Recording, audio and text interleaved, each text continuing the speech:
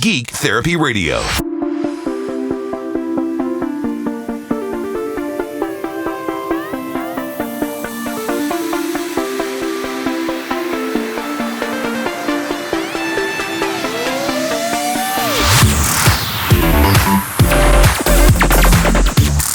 Welcome to the Geek Therapy Radio podcast. Got your mental curator, Johnny Hamburger, showing you around this museum of the mind. Because we are all geeks about something. Speaking of, if I can talk today, speaking of the museum of the mind, I wanted to touch on Neuralink for a couple days here. I mean, Neuralink was only really the last press conference, whatever you want to call it, was only a few days ago. And honestly, at this point, there isn't a whole ton to say about it, but I do want to touch on it just a little bit. Saying there's not a lot to say about Neuralink that's kind of silly of me to say, but as of now, there really isn't a whole lot to speak of. I do want to convey what Neuralink is and isn't. First, we'll talk about what it isn't. And I'm not going to spend a whole lot of time on this because there are a few other topics I would like to move on to today, including RTX 3000 series cards. Release date and pricing is official. I want to talk about that a little later. But Neuralink,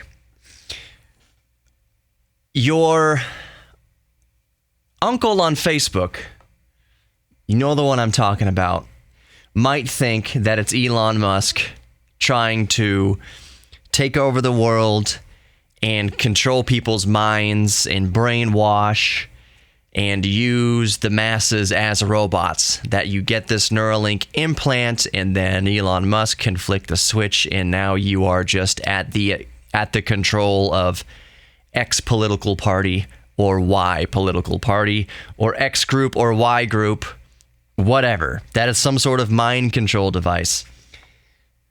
Yeah, I wouldn't give that notion, the time of day, really. I think you're going to find a whole lot of flat earthers and anti-vaxxers and anti-maskers and all sorts of stuff. The same conspiratorial type of person, let's just say, will buy lock, stock, and barrel into this idea that Neuralink is Elon Musk's trying to take over your brain. So it's definitely not that.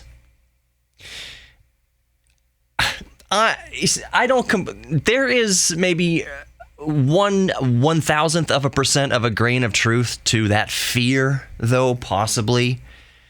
I don't want to give any credence to the notion, but the only reason why I give 1/1000% a chance to anything negative is just that there are evil people out there who will want to do evil things.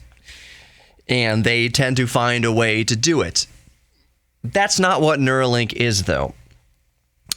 Let's talk about what it is. We talked about what it isn't. It isn't a mind control device for corporations to, take over your muscles and march you right into the Apple store to buy a new MacBook, or march right into whatever store, or take you to your computer into Amazon. It's not so Jeff Bezos can basically access your Amazon account through your brain, through your smartphone connected to the Neuralink device in your head. No. What it is supposed to be is an aid to help those who have suffered, for instance, spinal injuries, or have lost mobility in limbs, or, according to Elon Musk, that it could help ease depression, help with OCD, and, like I mentioned, help treat brain injuries. So, for example, who knows what the future of Neuralink is, what kind of miracles it could bring forth to the human race and to animals even. At its very basic, some of the first applications we could possibly see about this, we'll see with this, which are no less miraculous, is when I watched Elon Musk present this. Elon Musk, for the genius that he isn't the greatest speaker, presenter. Anybody who's seen Elon Musk present anything, he's a genius, and his speech patterns definitely are on the genius level. I've known people in my life, one specific person in my life that I went to school with in middle school. He was a genius, and he could read books. I'm not going to get off too much of a tangent here, but he could read entire novels before lunch period and then go take a test on it, what accelerated reader test, whatever, and get 95% comprehension. 500-page novels done before lunch. He just literally just sit there with the pages. Flip, flip, flip, flip, flip, flip, flip, flip. Could read books that quickly. He was a computer programmer. Genius in his speech patterns. He had a hard time speaking because you could tell that his brain was going at 1,000 miles an hour when his tongue could only go 10 miles an hour. That's the way Elon Musk speaks. You can see that he's trying very hard to put into words what his brain is conceptualizing. So whatever you hear Elon Musk say out of his mouth, that's like one fraction of the idea that he's actually trying to get out, if that makes sense. If you've ever encountered a genius, and you have encountered a genius, if you've ever watched Elon Musk speak, it's a very typical speech pattern that a lot of geniuses have. They struggle to speak. So anyways, one of the things Elon Musk said in his presentation in terms of near future applications is that it would act conceivably as a shunt between the brain and the part in a bridge past the part of the spine that has been damaged, that causes the brain signal to get to the damaged part of the spine and then not make it down to the legs. So let's say somebody can't walk. Someone's paralyzed from the waist down because they suffered a spinal injury. The signal from the brain gets to that roadblock in the spine and can't reach the legs. That Neuralink could provide a way to bridge that gap over the damaged part of the spine and let that signal from the brain now reach the muscles in the leg. The little Neuralink, which is no small feat, but when you think about it, that is miraculous. The actual Neuralink, and I'll include a link to it in the podcast description, as of right now, I mean, it's all prototyping and everything. It looks like it's about the size of a coin cell battery, and it has dozens of little teeny tiny wires sticking off of it that can attach with virtually no blood into the brain. As of right now, it's touted to be an in and out procedure. They remove a little piece of your skull, local anesthesia. You can be awake the whole time just scrolling through your Twitter feed while they perform this. Theoretically, they're still working on the machine that performs this. They've done it to pigs. 3 or 4 pigs, at least in the presentation, have undergone the Neuralink process. The pigs are happy and healthy. They even had a pig there that had the Neuralink and then had the Neuralink removed, just to show you that there aren't any lasting effects from having the Neuralink installed. If any time down the road, maybe your ailment is healed and you don't want the Neuralink anymore, when they remove it, there's no damage at all to your brain or to your skull, your hair. If you have hair, sad face. If you have hair, it heals right over the scar. You can't, it's like nothing ever happened. So anyways, it looks like this little tiny coin cell device with dozens of little wires as of now.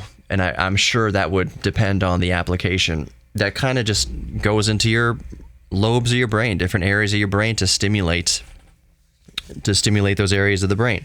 So using the example of helping people walk again who've suffered a spinal injury, that would mean that you have a Neuralink in the brain, and then you have another, I don't know if you'd still call it a Neuralink, maybe you would, implanted somewhere else in your body with little electrodes that go to your legs.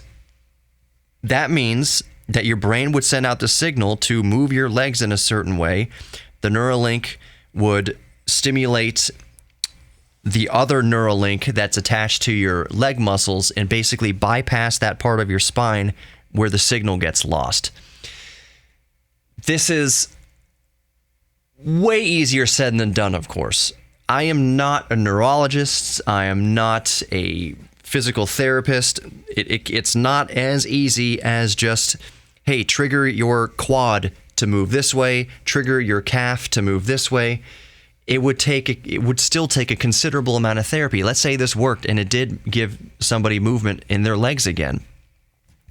it would be a lot of work to get comfortable with that. But the fact that it's even possible would be miraculous.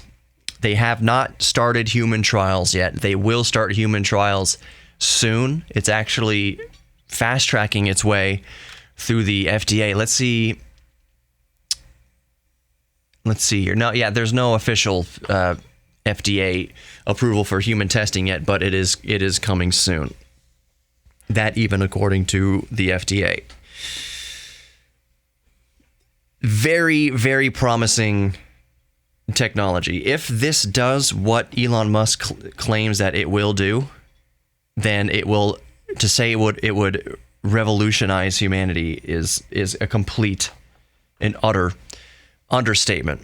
One of the ways it could also work is, let's say you lose an arm, you have to have an arm amputated.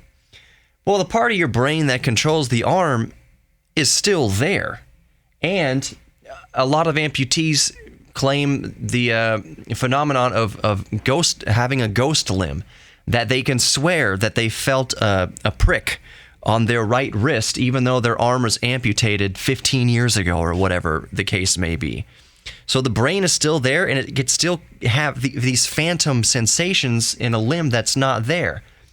You can still think, I want to move my right arm, but you don't have a right arm there to move. Now, let's say with Neuralink, they put the Neuralink probes in that part of your brain that controls your right arm, that used to control your right arm, and then they pop a prosthetic on you, and now you just have to think about how you want to move your arm and your wrists of the prosthetic, and it would theoretically be as natural as if your arm was still there. I want to move my computer mouse. It's such a sub-level thought process. It's hard to think about all the individual muscles you're moving to and fingers to move a mouse around, but Neuralink could help make that more of a reality. Nothing's going to replace a real human arm, but it would vastly improve the quality of life of an amputee with a subpar prosthetic to have all the more control with Neuralink. One of the questionable things, though, and I'm sure this will improve in time, up to and possibly including drawing the power to power the device through the body itself, because our body is an electrical system. But as of right now, it's the same kind of iffy battery life like the first Apple Watch. It's something like 18 hours. And you're thinking, I don't want something implanted in my brain that the battery only lasts for 18 hours. Well, it charges wirelessly, just like your smartphone does, just like your smartwatch does. All you do is hold up you hold a battery or something, just a little charger, a wireless charger, up to your skull for a couple minutes, and it charges the Neuralink for the rest of the day. That's still kind of scary, though. And again, this is only prototype. We are talking first gen. We are talking ultra beta, delta type of prototyping here. But let's say you're driving the car and you got your prosthetic left arm on the wheel, and you're driving at night and you're like, oh crap, when the heck did I last recharge my Neuralink? And then your arm just like slips off the steering wheel. Crap! That's just kind of a funny thought. I'm sure they will figure things out. You'll have a battery on you, like an emergency little wireless charger thing that plugs right into the 12-volt port of your car. Boom, just mark my words, and this is no stretch. This takes no imagination at all to raise this concept. There are going to be nearly unending opponents to this technology. People are going to call this, the more evangelical of Christians and other faiths are going to call this something like the mark of the beast. You have to get this implant in order to conduct business. You're going to need a Neuralink in order to buy things on Amazon and blah, blah, blah, get your loaf of bread. For those who don't know, maybe those of you who aren't Christian, theologically speaking, the mark of the beast, some people just call it 666, whatever. But in Revelation, it said that the mark of the beast, you would need the mark of the beast in order to conduct any business. It's not similar to, but the concept is kind of similar to, but opposite. The stars that they would put on Jews across Europe, in Hitler's Europe, to mark you that you're a Jew and you're not allowed in a certain place and you can't do business here. So it's kind of the opposite. The mark of the beast is that you need this mark of the beast in order for Costco to let you in. That you need this mark of the beast, quote unquote, so that it can be tied to a credit card account so that you can buy toilet paper at Walgreens. It's a stretch. It's a stretch to think. Let's say you do prescribe to that, and that you would to then call the Neuralink or something similar the mark of the beast. Because let me tell you, even if the mark of the beast, if we're talking geek theology now, if the mark of the beast is a thing and it is coming, it came decades ago. We've already been marked decades ago. Credit cards, and you can use your thumbprint to pay for things now. You can use your cell phone to pay for things now. Near-field communication, all sorts. You can use your iris for identification and authentication of accounts. And there's some places that don't take cash anymore, and you need some form of Apple Pay, or does Amazon have? What other pay? Samsung Pay, your credit card, a chip in your credit card. If the mark of the beast is a thing, we've had it for decades. It's the same type of idea where people say, "Oh, I don't want to get this smartphone because the government will track me. I'm not going to wear that watch. Government's going to track me. I'm not going to wear a Neuralink. Government's going to track me." I'm sorry to tell you this, but if you've had a phone or any radio device in your pocket ever, the government could track you. Tracking, if you think that it's based on GPS, that's the only way that the government can trap you. I don't want the smartphone because I can't turn off the GPS, and I don't want Bezos tracking me or the government tracking me. Bro? You remember that old Zach Morris phone that you had in a briefcase since 1989 or whenever you got it? The government knows where you are. The government has known where you are to within 3 feet for decades. Sorry to burst the bubble there or implant those fears. It's not about the government knowing where you are. They've known where you are. And if at any point in time the government wanted to do so, they could vaporize you without your neighbor knowing. That's what gets me about, oh man, I don't want to go down this tangent. I have nothing against the Second Amendment. I have nothing against guns themselves. I think gun collecting is a very neat hobby. If you like to collect guns through the years, muskets and guns from World War I, World War II, military, like it's very interesting. It's a very fascinating. I love any sort of hobby that connects you to history. And very few hobbies connect you to history like gun collecting.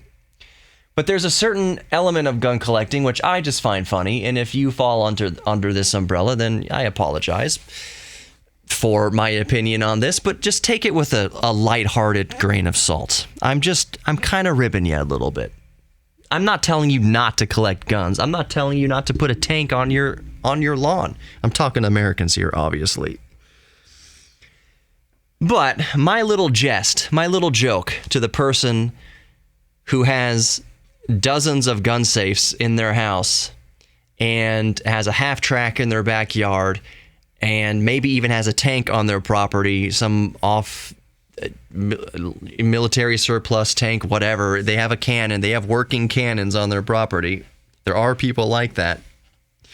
And more power to them. Collect whatever you want. You're not bothering anybody? Fine. The little ribbing I have is when they say this is to protect myself when the government comes.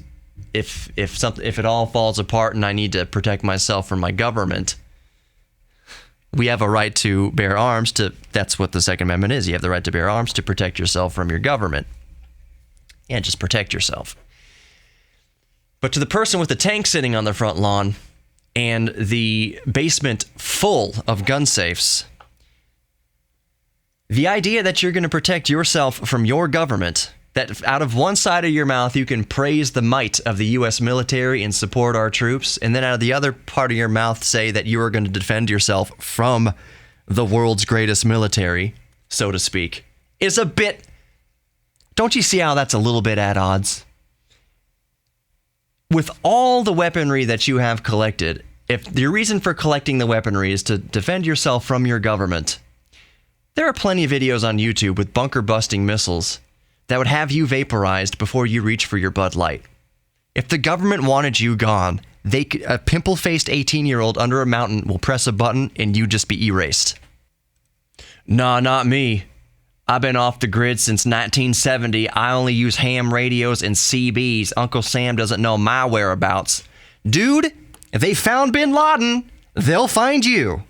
You praise the military for taking out Bin Laden, you are not going to outsmart or defend yourself from the military that took out Bin Laden. And again, I am just ribbing you. This is just a joke. Take it with a grain of salt. Collect your guns, collect your army tanks, your military surplus, whatever. It's an awesome connection to history. But it's a flawed perception that you're collecting it or hoarding it to protect yourself from the military. It ain't gonna happen. That bunker buster will find your bunker in the hills of wherever you live. And if it's not a bunker buster, it will be SEAL team whatever that will knock on your door, knock on the bunker. They will send down a flashbang. If the government wants you gone, you'd be gone. All of that, just kind of joking around here, bringing it back to Neuralink and the mark of the beast and everything.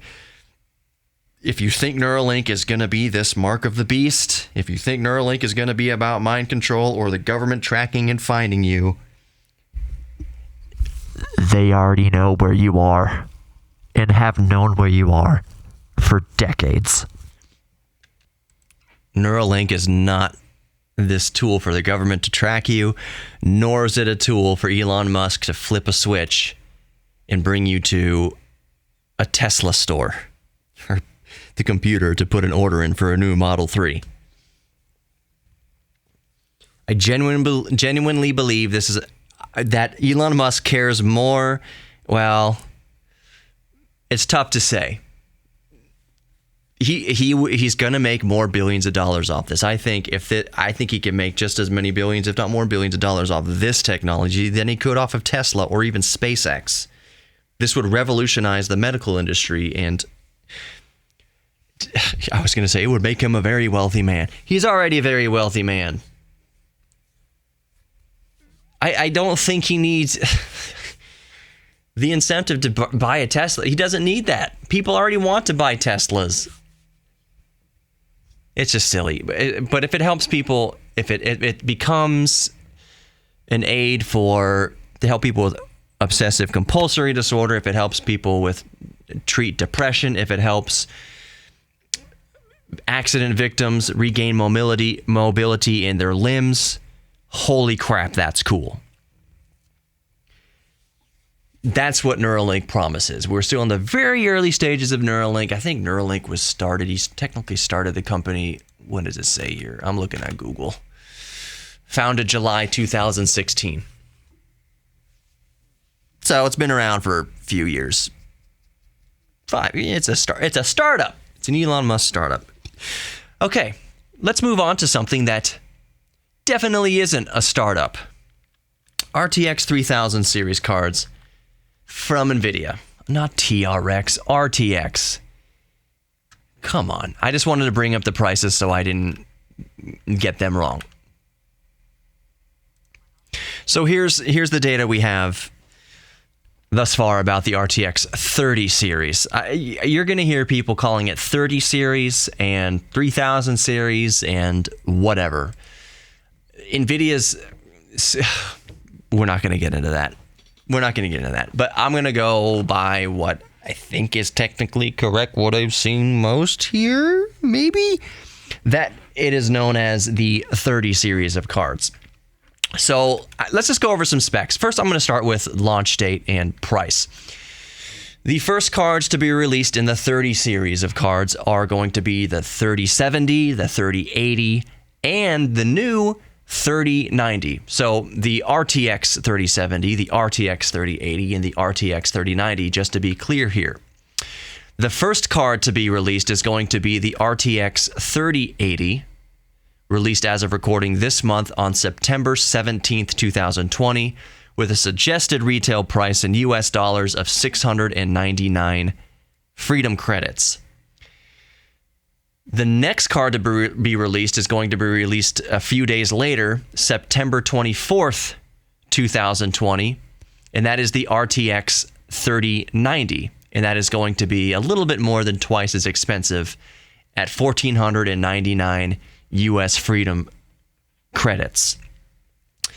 Then, about a little less than a month after that, on October 20th, or actually, there's no date here, it's just October 2020, is the RTX 3070, and that's going to have an MSRP, a suggested retail price of 499 US Freedom Credits.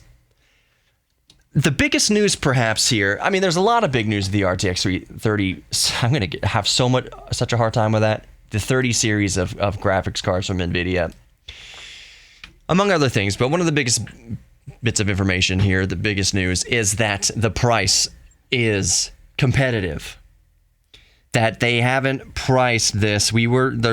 Some of us who were worried that, of course, that, for instance, the RTX 3080 that Nvidia says will cost $699. I think there's a lot of us who expected the 3080 to be closer to, I would say, probably conservatively $800 or $900. I think that was going to be the safe bet, but it's coming out priced much better, way better. $699 for a 3080, $499 for a 3070, and $1499 for the 3090 that replaces the Titan. Those are pretty good prices. I can't afford one to get one at launch.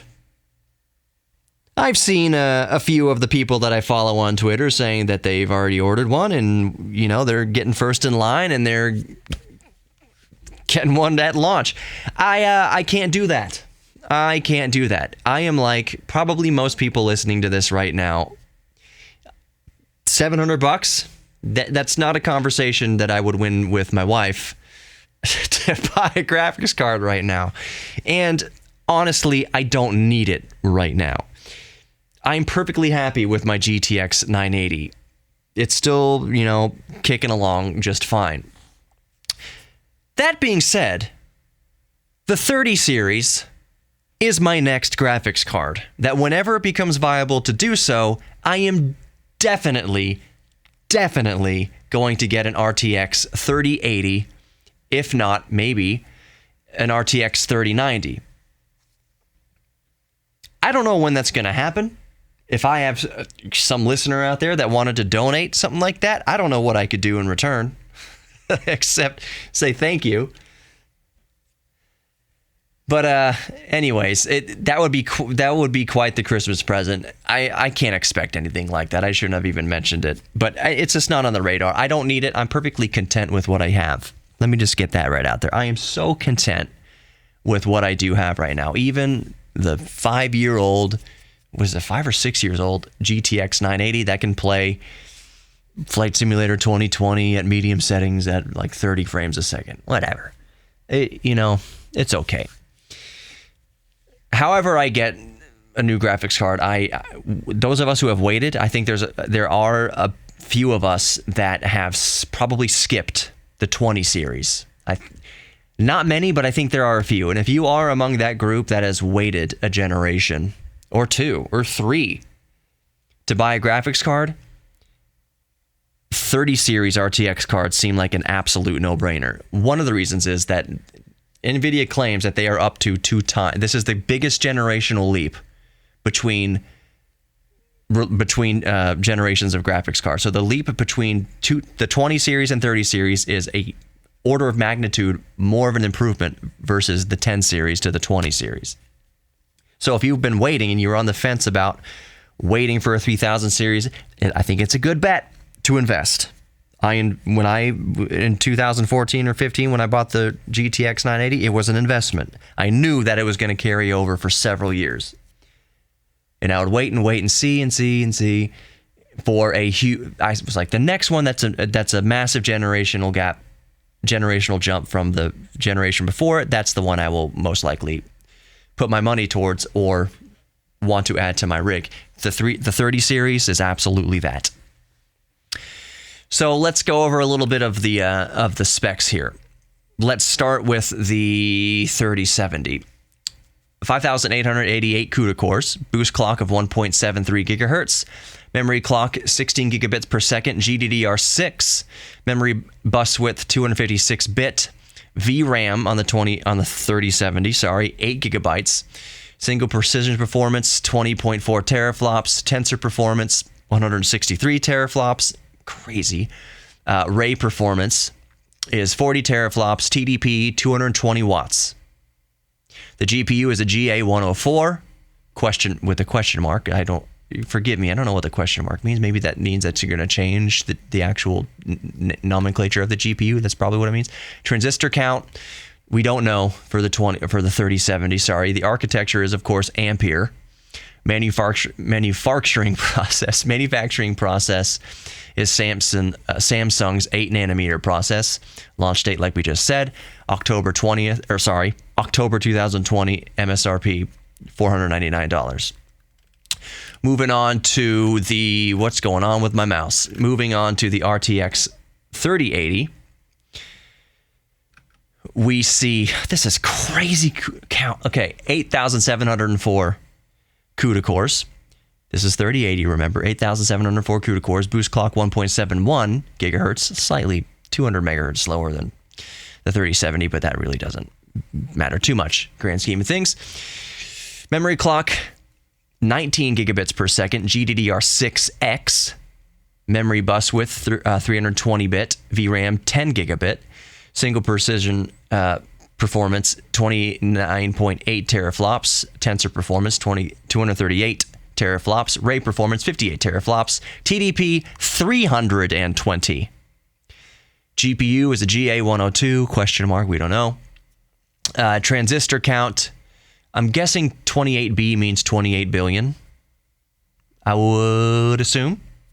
Architecture, of course, Ampere. Manufacturing process, same Samsung 8 nanometer. Launch date, September 17th. That's what the 3080 is coming out the soonest as of recording. MSRP $699.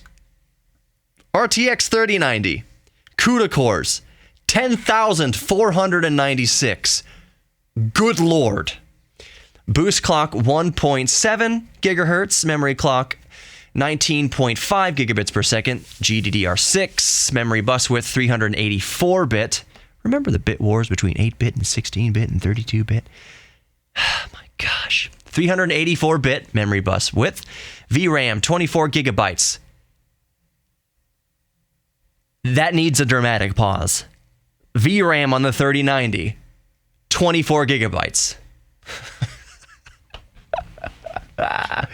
And with that, I felt a shift in the Earth's gravity as many geeks simultaneously. I'll keep it G-rated. Their jaws dropped. Anyways, single precision performance, 35.7 teraflops. Tensor performance, 285 teraflops. Ray performance, 69 teraflops. TDP, 350 watts. The GPU is the same GA102, question mark. Architecture Ampere. Manufacturing process, Samsung 8 nanometer. Launch date, September 24th, 2020. MSRP, $1,499. Freedom credits. I'm excited. This is actually the first time I've been excited for a new GPU launch. And since it's supposedly going to be, and I have every reason to believe it is, the biggest generational jump in NVIDIA's history as far as performance is concerned, going from 20 series to 30 series. I'm all in. Now I just have to figure out how to procure one. But I will worry about that. I'm in no sort of hurry. I need to buy diapers before I buy a graphics card for my computer. And that's a much better expenditure of money. That's a much more fulfilling expenditure of money, making sure that my son-to-be is taken care of and fed and happy and healthy. It's all about priorities. Speaking of fed and happy and healthy, I hope you are fed and happy and healthy. If you are not happy right now, you are not alone. Just remember that you're not alone. I'm thinking about you. You've got a whole community of geeks that are thinking about you. So you are not alone. Most importantly, please remember how I end every podcast and broadcast. You are worthy of love. You are worthy of giving love, saying I love you to somebody. And you are worthy when they say it back to you, I love you. You are worthy of their love. And you are worthy of your own self-respect. You are worthy of loving yourself. Embrace your inner geek. Take care of yourself. And I'll talk to you next time.